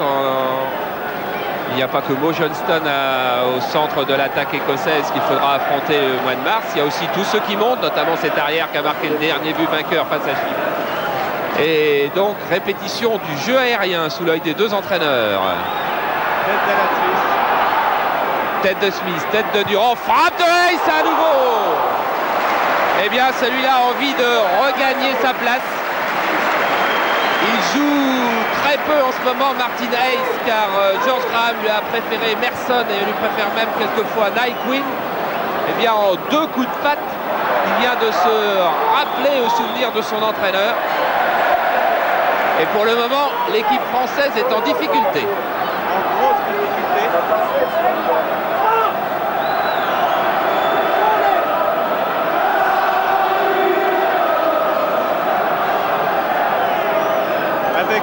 Rocastle maintenant pour Arsenal. Rocastle qui perd le ballon. Daniel Bravo, Stéphane Paille en relais. Les Français mènent la contre-attaque avec Durand. Faute sur Durand de Dixon. Coup franc joué avec Bonalaire. Bonalaire-Sauzé. Ah, c'est passé, mais ça a surpris tout le monde, y compris Bravo. C'est une touche pour les Bleus. Remise en jeu de Bravo avec Bonalaire. Bonalaire, non. Eh oui, déviation de Papin. On essaye du côté de Papin et de Paille de se trouver. Et bon tacle à nouveau de Prunier, mais aïe, c'est parti encore. Quel poison, ce nouveau joueur qui est entré tout à l'heure, qui a marqué, qui va ne marque pas le deuxième but d'Arsenal. Mais quel rush de Ice. Et oui, Ice qui venait de frapper 2 fois au but et qui cette fois-ci a sans doute voulu être trop collectif, car au lieu de tenter la frappe en puissance qu'apparemment sa course semblait demander, j'ai l'impression qu'il a voulu centrer au deuxième poteau sur Merson. Regardez, il s'avance là complètement à gauche. Il va très très loin, il a levé la tête et comme il met l'intérieur du pied, j'ai l'impression qu'il veut centrer là sur son coéquipier qui était complètement à droite et qu'il a choisi de ne pas frapper en force. Rocastle, Thomas. Et le juge de touche a levé son drapeau alors que là, il n'y en avait peut-être pas. Balle aux Français qui en ont besoin car la fin de match est un peu difficile. La puissance physique anglaise pèse sur leur terrain en plus. Pèse en ce moment effectivement. Richardson vers Alan Smith ou vers Merson. Et c'est un coup franc pour Arsenal à 30 buts début de match. Les canonniers sont déchaînés.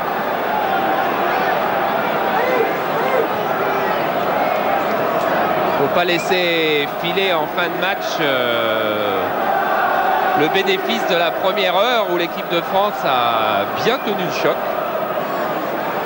Faut pas s'écrouler dans la dernière demi-heure. Coup franc tiré par Winterburn, non.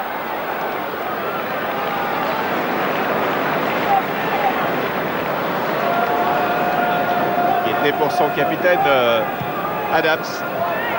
Long dégagement vers Papin qui dévie bien. Attention, Bravo arrive très vite.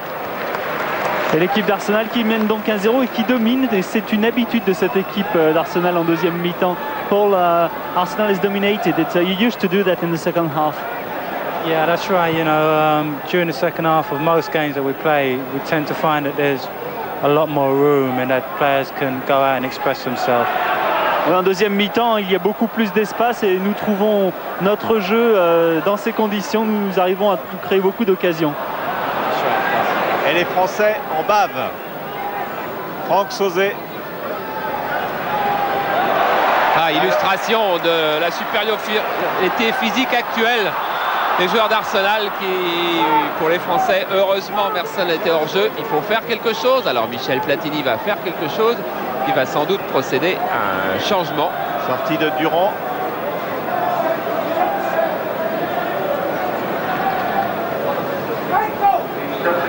Voilà, c'est confirmé. Entrée de Vercruis à la place de Durand.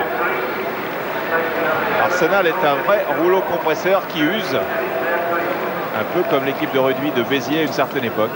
Vercruis peut être utile pour garder le ballon et puis Durand avait fait beaucoup d'efforts sur ce terrain gras.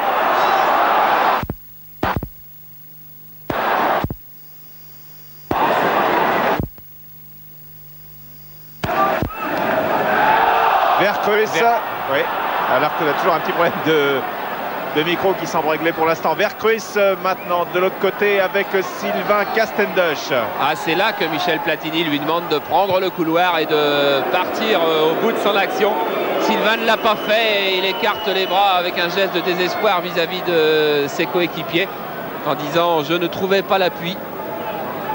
Et c'est vrai qu'on va trouver de moins en moins d'appui dans cette équipe de France dans le dernier quart d'heure car tout le monde est un peu fatigué.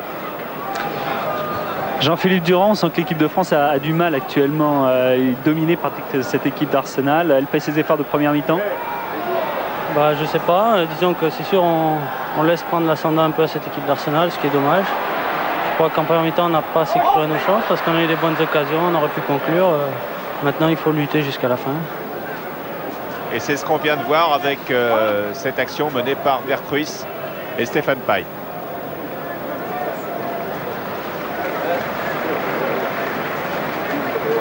Mais n'oublions de toute façon pas que c'est une séance de travail aujourd'hui. Et même si on est ravi d'avoir l'équipe de France sur Canal+, c'est pas un vrai match de l'équipe de France. C'est un match d'entraînement, c'est une séance de travail capitale pour Michel Platini, qui permet de voir jouer l'équipe de France, on est toujours content, mais capitale pour Michel Platini qui est en train de bâtir son plan d'Écosse. Et ce plan-là est très important, car si l'équipe de France perd en Écosse, on a beau prendre les comptes par tous les bouts et rêver dans tous les sens, l'équipe de France ne sera pas qualifiée pour le mondial. Et c'est vraiment une bonne façon de préparer ce match que d'avoir affronté l'Irlande, puis Arsenal ce soir.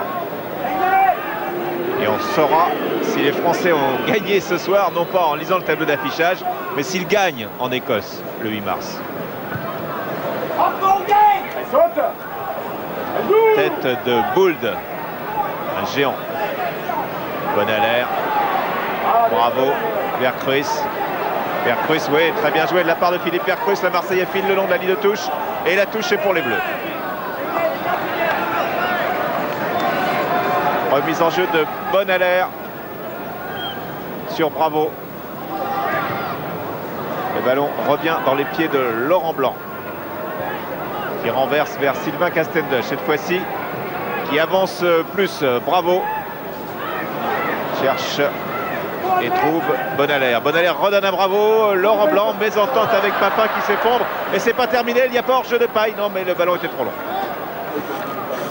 Ah, on n'est pas loin de trouver une solution collective sur ce genre d'attaque par exemple, mais il manque un petit quelque chose, il manque un peu de précision, il manque un peu de fraîcheur en cette fin de match. Et vous voyez, Stéphane Paille n'était pas déçu, il a bien vu qu'on cherchait à construire quelque chose d'intelligent sur cette offensive. Longue balle de Dixon vers Merson. Et faute de qui? De Merson sur Sylvestre. Alan Smith conteste. Mais pas trop.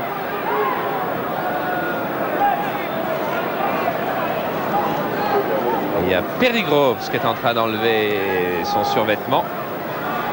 Le Rouquin très très rapide qui va rentrer en attaque du côté d'Arsenal. Il n'y avait pas de règle fixe en ce qui concerne les changements entre Graham et Platini. Ils sont mis d'accord. Chacun fait comme il lui plaît.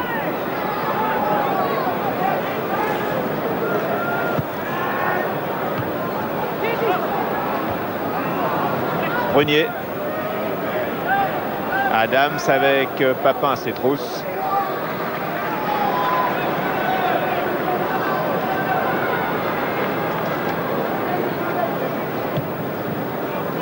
Du kick vers Alan Smith. Et c'est Sylvestre qui prend le ballon. Blanc. Sylvestre. Et non. Dixon. Bonalaire l'a arrêté. Laurent Blanc. Stéphane Paille qui est décroché sur le flanc gauche, qui tente de déborder. Ouais, Stéphane Paille qui est allé assez vite sur cette action, lui qui dit je dois absolument travailler mon démarrage car mes 5 ou 6 premiers mètres ne sont pas d'excellente qualité. C'est un petit peu ce que Jean-Pierre Papin disait de lui d'ailleurs avant le match Sochaux-PSG. Mais Stéphane Paille qui travaille, donc qui progresse toujours. Au moment où donc rentre Perry Groves à la place de Rocastle. Une véritable ovation pour Rocastle au moment où il a quitté la pelouse d'Highbury, où il est maintenant l'un des chouchous. Merson, stoppé par Sylvestre, et le voilà, Groves, et le voilà, et il centre pour Alan Smith, le but d'Alan Smith, qui a pris une voile meilleure sur Brunier, et 2-0 pour Arsenal. Alors on parle toujours d'erreurs défensives sur les buts, il faut aussi saluer les formidables actions offensives, ce déboulé de Groves, ce centre impeccable et cette reprise au premier poteau de l'avant-centre. Smith qui du coup de pied réussit à lober Joel Batz, que Groves allait vite qui venait de rentrer et que Smith a été adroit sur cette action. Et souvenez-vous, Le premier but anglais a été marqué par Martin Hayes, dont la rentrée avait perturbé l'équipe de France, et la rentrée de Groves a également perturbé la défense française. Peut-être pas tout à fait assez attentive ou qui a peut-être besoin d'être rassurée, de prendre ses marques avant d'être complètement disponible. Ce serait souhaitable pour les Bleus que Graham ne fasse plus entrer de nouvel attaquant. Stéphane Paille dans le dos de la défense de Dixon avec Bravo qui arrive, mais il avait un handicap trop important au départ. En tous les cas, même si le but a été marqué à l'équipe de France, ce qui ne nous fait pas plaisir, c'était un très bon moment de football que ce deuxième but d'Arsenal. Très classique et très bien fait. La touche est pour Arsenal, remise en jeu de Winterburn, alors qu'il va y avoir un nouveau changement avec la sortie d'Alan Smith, le buteur. Encore un changement, attention les Bleus. Et avec certainement la rentrée de Niall Quinn, 22 ans, international irlandais, qui était remplaçant à Dublin la semaine dernière et qui va vouloir lui aussi se montrer. Le voilà, Niall Quinn. Et l'équipe de France, elle, est menée 2-0. 2-0 et c'est le 4e changement dans l'équipe d'Arsenal. Alors qu'il y en a eu 2 dans l'équipe de France, l'entrée de Bravo et de Vercruis. L'équipe de France qui est en train de céder physiquement. Laurent Blanc, hors jeu de Bravo, ouais. Enfin, il faut s'y attendre. Une des principales qualités des footballeurs anglais, c'est le physique. Et lorsqu'on rencontre le leader du championnat d'Angleterre, il faut bien s'attendre à une épreuve physique. Alors, ça casse en fin de match pour le moment pour l'équipe de France. Papin, hors jeu de Paille, ouais. Il n'était pas revenu.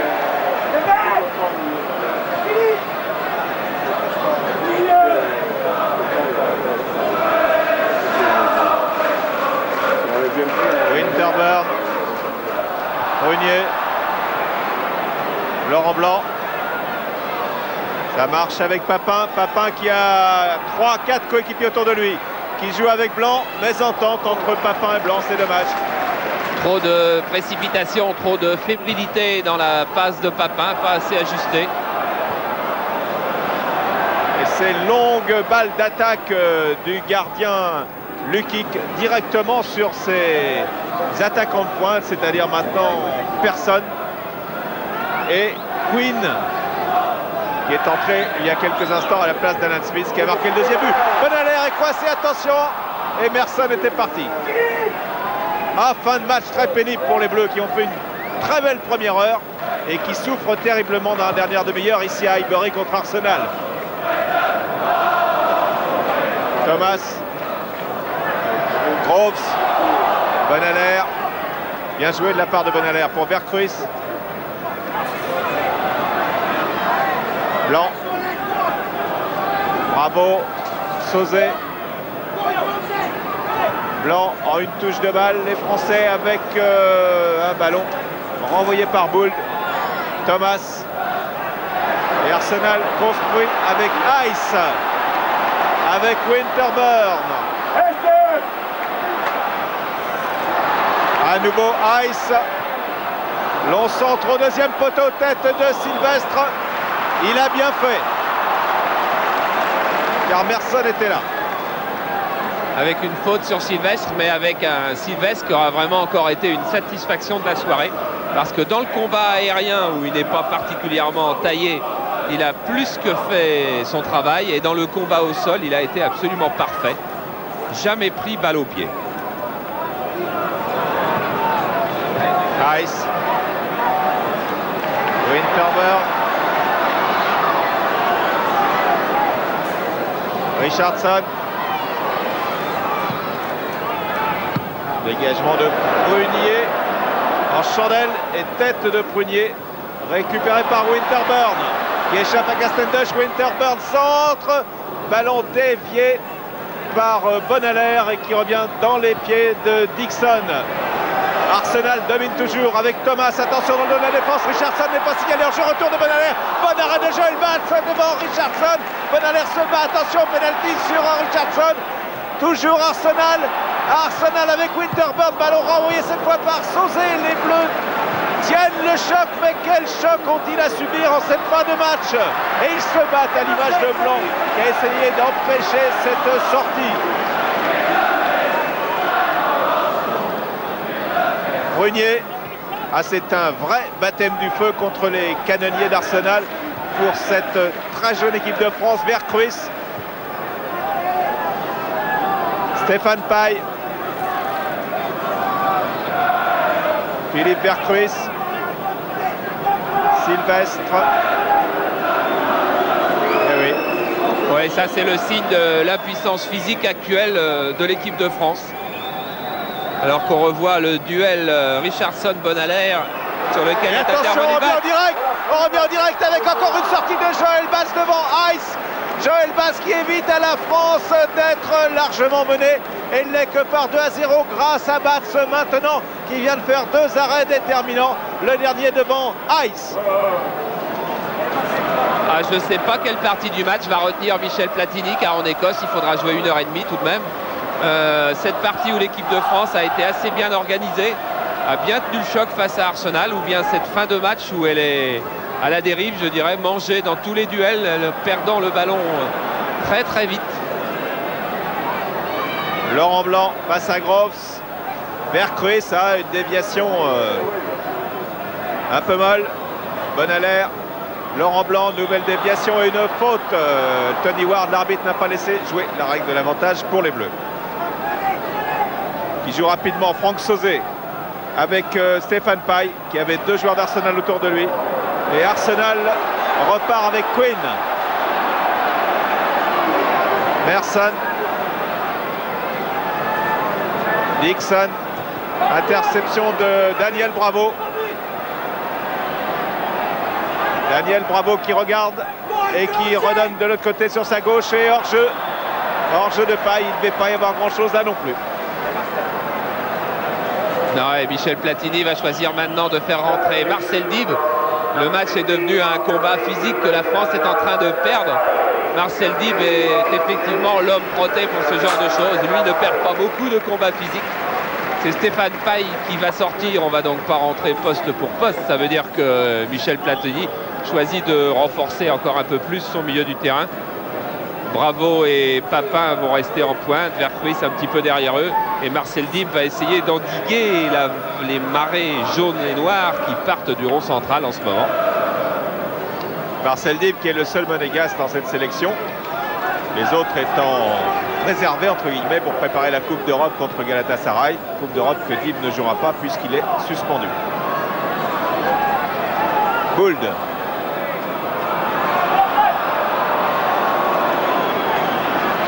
Là, on a rejoint Stéphane Paille. Stéphane, comment expliquez-vous cette chute de l'équipe de France dans le dernier quart d'heure? Physiquement, ils ont pris le dessus, hein, tout simplement. On a du mal à les contenir. Bon, ça se traduit par beaucoup d'occasions de but pour eux. Bon, on essaie d'assurer tant bien que mal, mais c'est difficile vers la fin. Là. Ça laisse présager d'un match difficile en Écosse tout de même? C'est sûr, mais ça, on s'y attendait. De toute façon, ces matchs sont faits justement pour préparer l'Écosse. Maintenant, on saura où on ira à Glasgow. Hein. Merci Stéphane. Et oui, ils savent où ils vont, ils savent où ils iront, nous aussi. Il y a eu des moments encourageants dans ce match face à Arsenal. Cette percée de Vercruis en est peut-être un. Et attention au contre, car l'équipe de France s'est dégarnie sur le flanc gauche. Et c'est Brunier qui est bousculé par Quinn. Et Quinn fait d'ailleurs une faute sur William Brunier. Oui, je disais qu'il y a eu des moments encourageants dans cette équipe de France, dans ce que cherchait Michel Platini. Il a trouvé 2 stoppeurs qui ont été admirables pendant 1 heure. Il a trouvé une esquisse de jeu collectif plus approfondie dans le milieu de terrain. Je ne sais pas s'il a trouvé la complémentarité de ses attaquants de pointe qui n'ont quand même pas été très très dangereux. Mais je crois qu'il va trouver aussi aujourd'hui des motifs d'inquiétude pour cette équipe de France avant le match de Glasgow avec un 3 contre 2 pour les Français. Et avec Bravo qui s'engouffre, qui est stoppé par Adams. Et Groves Ben, la contre-attaque pour Arsenal, ça revient dans les pieds français avec Daniel Bravo, Richardson, Laurent Blanc, non. Et ballon arraché par Bould. Prunier maintenant. Castendosh. Marcel Dib. Marcel Dib, démarrage de Papin. Le ballon ne passe pas.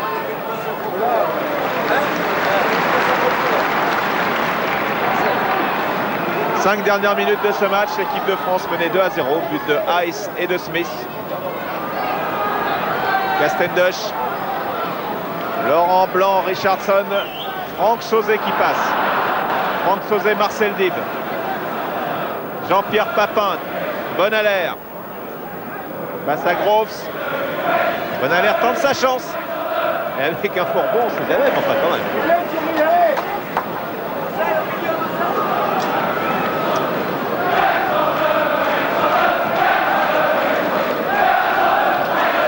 Arsenal avec Richardson. Adams. Gould. Dixon. Voilà, Arsenal qui respire un peu à son tour. Qui a dominé dans tous les compartiments, enfin surtout physiquement cette fin de match. Et à un tel point que c'était une domination totale et qui là s'est accordé quelques secondes de répit. Mais attention au nouveau coup de champignon avec le Groves, avec Thomas. Thomas Sylvestre renvoie. Bravo vient récupérer devant Groves. Bonalaire. Ballon pris de la tête par Richardson, récupéré par Bravo. Marcel Dib. Philippe Vercruis. Voilà, extérieur de Vercruis à destination de Papin. Sauzet va partir sur la droite. Démarrage de Vercruis dans le dos de la défense, mais Papin joue avec Sauzet. Sauzet qui redonne à Papin. Occasion pour Papin, non! Ballon dévié par Lukic. Quelle belle action des Bleus.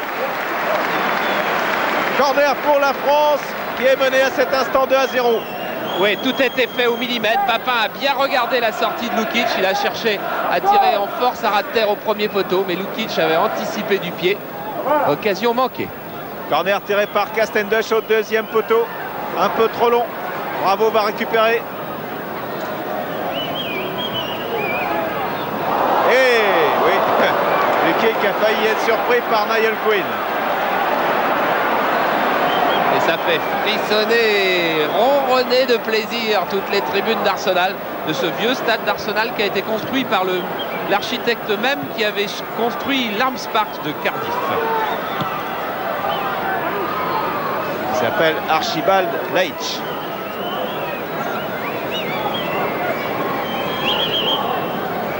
Remise en jeu de Castendosh alors que Papin a une balle de 2-1. Oh là là, il est passé Adams. Et seul Sylvestre est là. Attention, troisième but, non. Le tir de Niall Quinn qui a failli marquer contre son camp et qui maintenant a failli marquer pour son camp est passé à côté. Alors là c'est clair, quand on est fatigué, ce qui est le cas de l'équipe de France que l'on joue avec 2 stoppeurs et 100 couvreurs, les 2 arrières latéraux ne peuvent plus revenir. Regardez Bonalaire, il arrive très fatigué, en retard sur l'action. Les 2 arrières latéraux ne peuvent plus revenir faire la couverture de la position éloignée où ils sont. Et alors là, il y a gros danger. Winterburn, Marcel Dib qui contre. Et les Bleus ne parviennent pas à se dégager complètement. Et ils bénéficient d'un coup franc après cette nouvelle attaque de Rice. Moins de 2 minutes et pour l'équipe de France, c'est déjà beaucoup.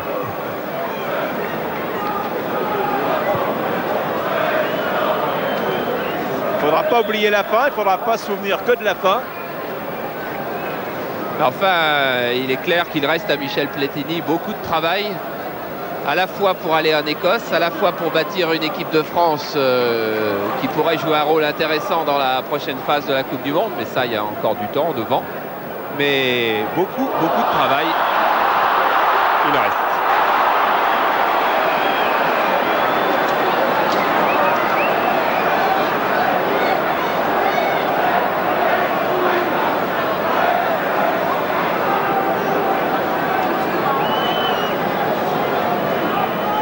n'y a d'ailleurs pas grand-chose à reprocher individuellement à chacun des joueurs français ce soir. C'est un système de jeu qu'il faut bâtir. Michel Platini, on vous l'a dit et répété, est en train de travailler dessus. Il a changé le système défensif aujourd'hui par rapport au système défensif de la semaine prochaine. À Dublin, il aura définitivement fait son choix. C'est à Dublin qu'il faudra juger. On sait qu'en France, il y a des joueurs avec un certain talent. On sait aussi qu'il faut maintenant en faire une équipe qu'elle n'est pas complètement faite. Ouais, c'était à Glasgow le 8 mars, donc tout ça sera jugé contre l'Écosse. Avec Groves qui, Bonaler n'en peut plus. Groves se déborde. Attention, ballon renvoyé, contré. Et les Français s'en tirent bien. Oui, Platini considérait, il était très clair là-dessus, ce match comme un match expérimental à plusieurs niveaux, tactique pour certains joueurs aussi. Et un vrai match de préparation. Et aujourd'hui, il a fait répéter des schémas de jeu à certains joueurs qui ne seront peut-être pas les schémas de Glasgow, mais des schémas dans lesquels ils peuvent se trouver dans des situations particulières. Alors qu'on joue maintenant les arrêts de jeu et que Ice vient de lancer Merson qui est hors jeu. Les défenseurs en particulier ont répété des séances de tête-à-tête très importantes pour Sylvestre, qui sera à coup sûr titulaire en Écosse. Et Bonaler, qui était à Nîmes hier, touche le dernier ballon du match. Pour son premier match avec l'équipe de France A, gagné par Arsenal par 2-0. Arsenal qui a dominé le match dans la dernière demi-heure, but de Ice et but de Smith. Et George Graham peut être content, lui qui n'aime pas perdre les matchs, lui qui n'aime pas que son public voit des défaites. Il est satisfait, son équipe a gagné et donc l'équipe de France a perdu. Marcel Dib, Franck Sauzet, Thomas, Castendutch, on a aperçu les cheveux de Pierre Sled, Blanc, Batz.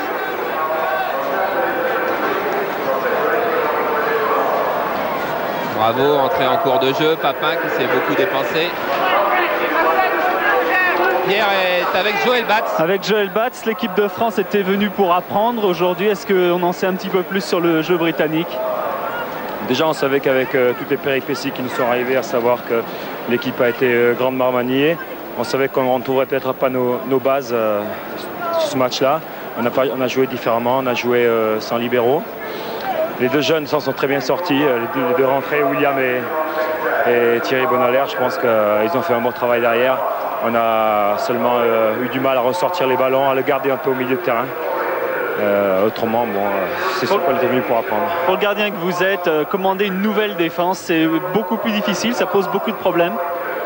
Non, il faut s'adapter, c'est sûr. Bon, je crois que les longs ballons avec le vent nous ont aussi gênés, mais enfin, on ne cherchera pas d'excuses. Je crois qu'on a fait ce qu'on a pu ce soir, mais avec quand même un certain manque d'expérience.